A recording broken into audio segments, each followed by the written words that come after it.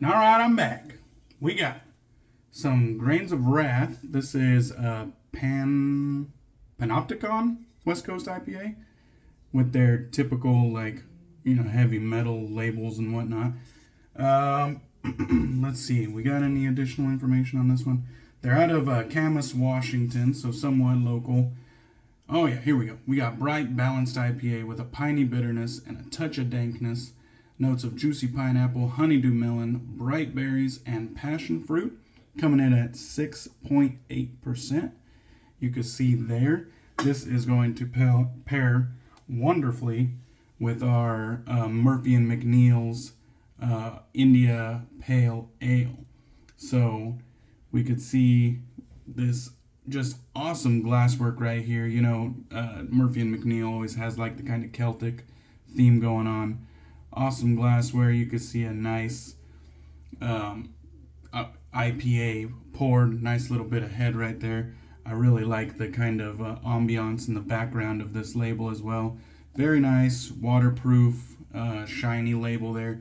Matching side label, 4 ounces of soap, Murphy's India Pale, and then the logo. This one is actually in the Slancha base, which is their beer base, which I've used before, and I am a huge fan of this base. I'm glad they haven't discontinued it. But you can see the ingredients there, starting with stout beer.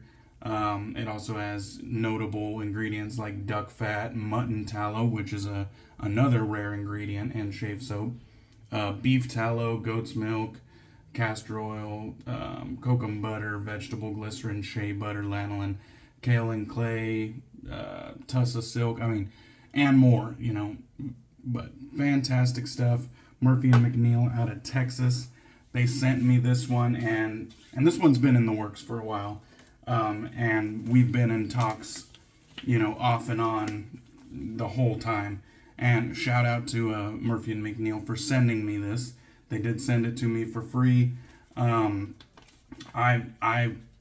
not sure if I pitched the idea or if they just got inspired by me having a drink with all my shaves, but shout out to them for actually mentioning me on the Murphy's India Pale product listing on their website. They actually mentioned my channel, DK Damn Fine Shave, so I appreciate that, Murphy and McNeil. Anyways, let's get into some of the details here.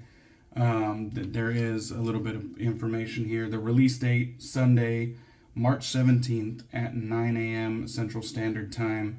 The initial launch will be in the Kodiak base as well as the Slancha base, and then I assume he'll do another batch with all bases. Description. Introducing Murphy's IPA Grooming Collection, a unique blend crafted for those who appreciate the finer details in grooming and the robust world of craft beer. Scent strength medium, top notes of beer and citrus, middle notes of pine and sweet florals, and then bottom notes, heart notes of hops. This is one IPA where you won't need to change your shirt if you spill it on yourself.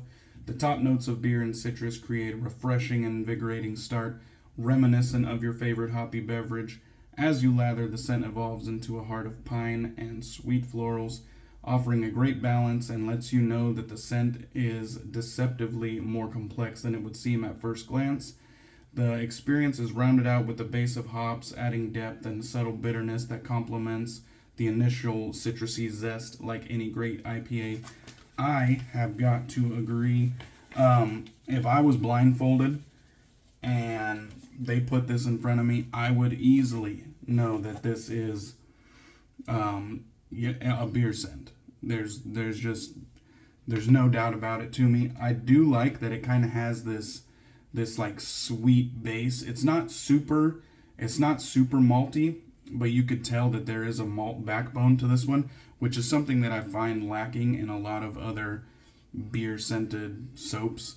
They really nailed it on this one. The citrus comes through quite well. There is a little bit of touch of pine. If I had one gripe, I would say I wish there was a little bit more like dank hop character to go with that kind of malty sweet base.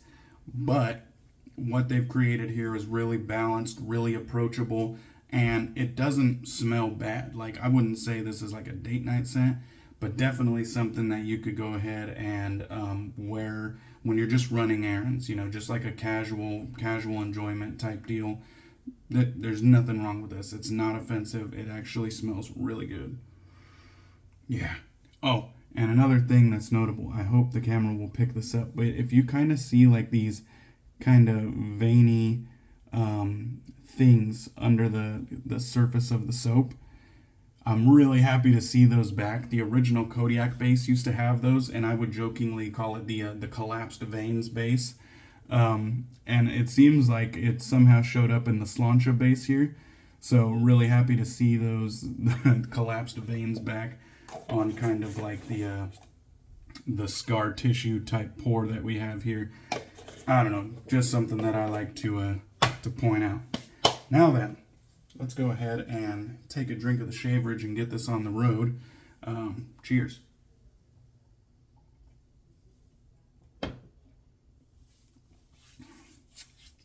God damn. Definitely get some of that sweetness from the fruits that it mentioned. Juicy pineapple, honeydew melon, bright berries, passion fruit. To me, I would definitely say I'm getting some of the pineapple and bright berries. The honeydew melon, passion fruit, a little bit less harder to detect, but it definitely has a nice pine character, a nice dankness to it. Yeah, it's hard to go wrong with Grains of Wrath. They are a fantastic brewery. All right, on with the show. We got the Thirsty Badger shave bowl right here. We got the Smilez for Miles custom brush. That was completely my idea.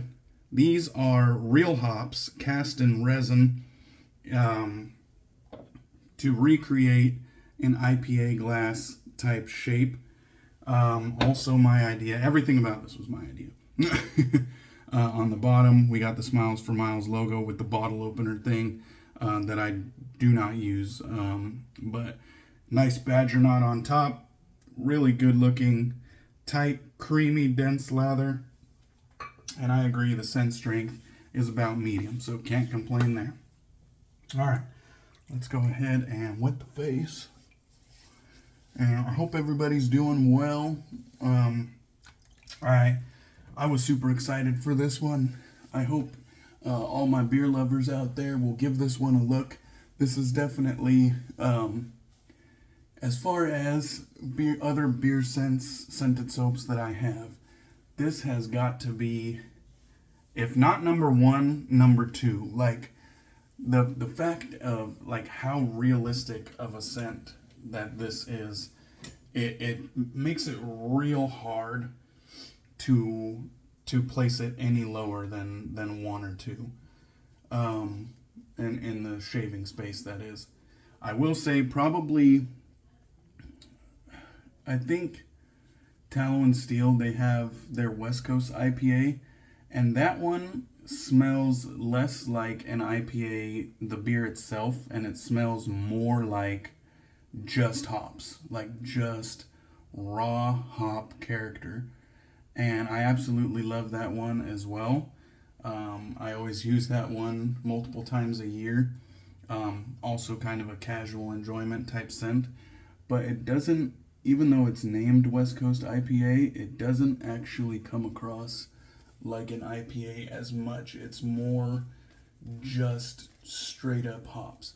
This one, I think, actually smells a lot like a real nice beer. Like, if not an IPA, maybe more so like a nice pale ale.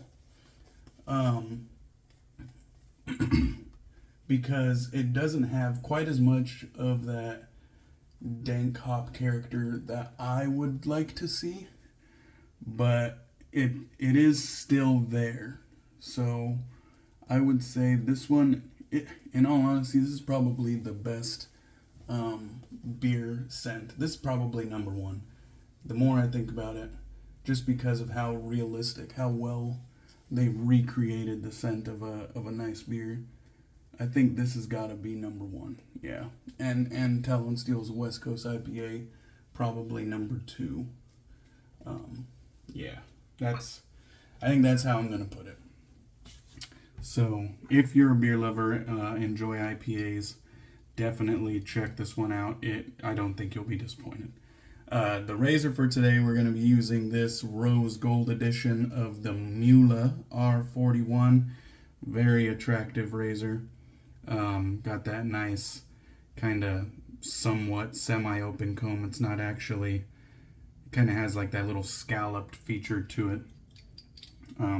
Really nice razor. I do like the kind of shiny chrome. I forgot a blade, so give me one moment here. I'm going to go ahead and throw this Wizamet in it. I don't know how many uses this blade has on it, but if it feels uncomfortable, we will swap it out. So no issues there.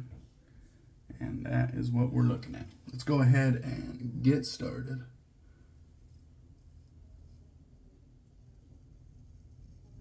Oh yeah, I have about a week's growth. I am familiar with the Slancha base.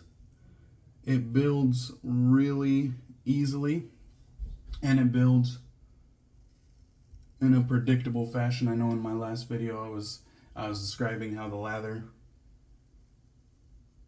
kind of formed in an unpredictable way.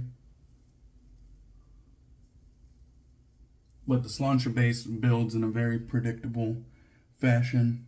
It, first it kind of creates a nice pasty base, and the more you add water, the more it kind of becomes more creamy, and it comes together nice and dense, just as you would expect as you add more water to it.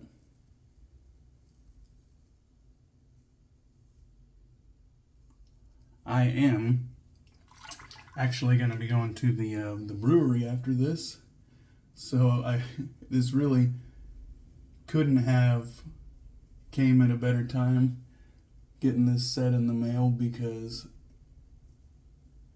I have been really highly anticipating this one, and if he didn't send it to me, this is one that I was gonna break my buying freeze for, because this is just right up my alley, and we've been talking about it for quite a long time. I don't know when the inception of this soap happened. It's been that long, but I do know that we've been in talks about this one for quite a long time, so I've been highly anticipating this one, and I would have bought it with my own money regardless. I'm a huge fan of Murphy McNeil. You guys already know that. But I wouldn't bullshit you guys. I always give honest reviews, regardless if I get stuff sent for free, regardless if I, have built a rapport or a friendship with an artisan. Nobody is above getting an honest review. Not that I'm setting out to hurt anybody's business or anything like that, but nobody's above getting an honest review. It's all constructive criticism or praise. There's no ill intent on any of my videos. Now, first pass went absolutely flawless. The modern production of R41s, they are efficient, but I don't really consider them aggressive like their predecessors used to be. The old R41 definitely had the reputation that it was an absolute monster of a razor. It was aggressive. It was a beast. And they've definitely found a way to tone down that aggressive blade feel, but still keep a very high level of efficiency. So you're going to get a close shave. It's just not going to be as aggressive as it used to be.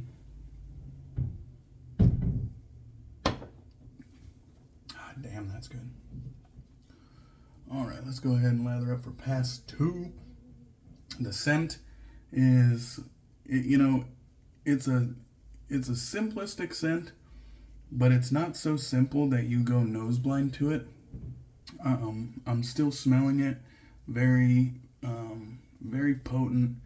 Filling up the bathroom with that nice, sweet malty base.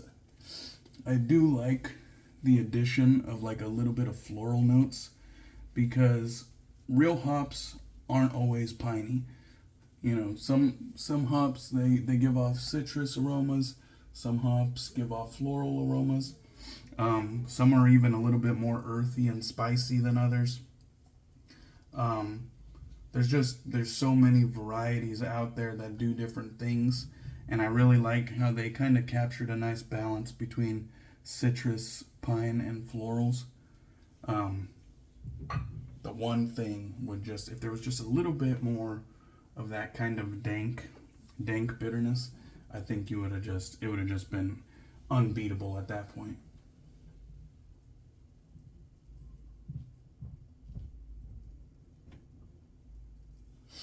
Absolutely all the slickness in the world. No issues.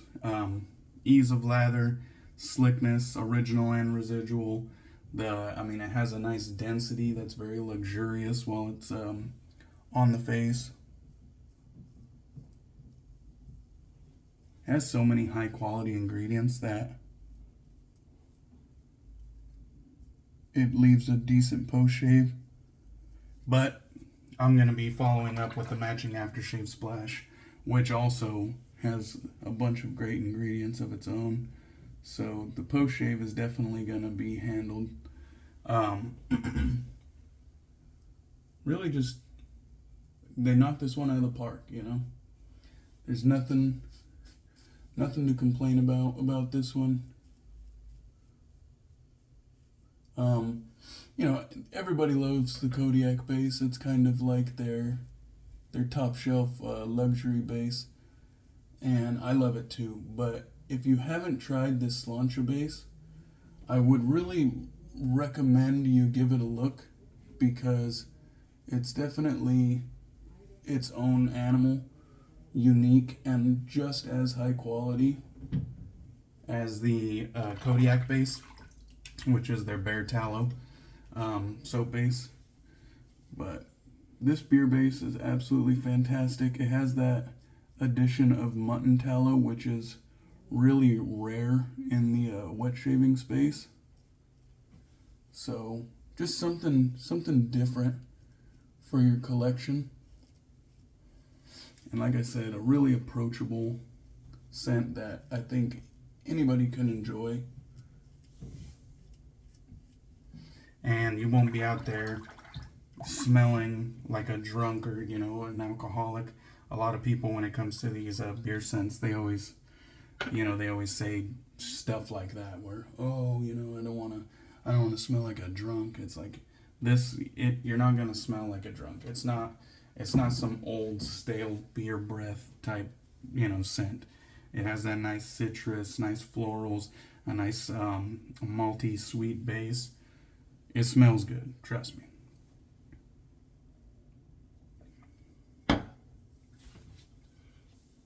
Alright, so we finished up the shave. Looks like we got away with a flawless shave, no nicks, cuts, anything like that. The R41 was real enjoyable to use. Like I said, it's no longer that big, aggressive monster that the old version was. Gave me a very smooth, enjoyable shave. Still has some blade feel, don't get me wrong, but it's not scary or intimidating in any way. It gives a nice, comfortable shave, but it still has that efficiency. So definitely you're gonna get your BBS without too much touch-ups or chasing the dragon.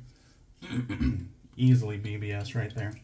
All right, let's go ahead. We're gonna grab the Lancaster Black Sheep towel to rinse off. And then we'll hit the matching aftershave. Oh man. Thank you for everybody who has stuck around while I've been making, you know, less content than I used to, but I still appreciate everybody for tuning in and checking out the channel. and leaving comments and all of that. So it's good to see that I still got some decent interaction, even though I haven't been making content as much. And shout out to the artisans who still think of me when they're coming out with a new release, even though I'm not as active as I used to be. That doesn't go unnoticed, and I do appreciate it. All right, let's grab the matching aftershave. I like how they put it like in this little like burlap bag, on top of it being the, in my opinion, the best aftershave bottle in the game. Sometimes they have clear glass, sometimes they have this frosted glass, but they have wonderful waterproof labels, always a nice design on it. This one you can see there, 100 mils or 3.4 ounces. They got the nice faux leather cap with the chrome.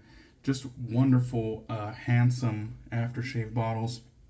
This one is an alcohol aftershave, but one thing I like about Murphy McNeil is they have an alcohol aftershave or a non-alcohol aftershave. They have a menthol aftershave or a synthetic menthol or a no menthol aftershave.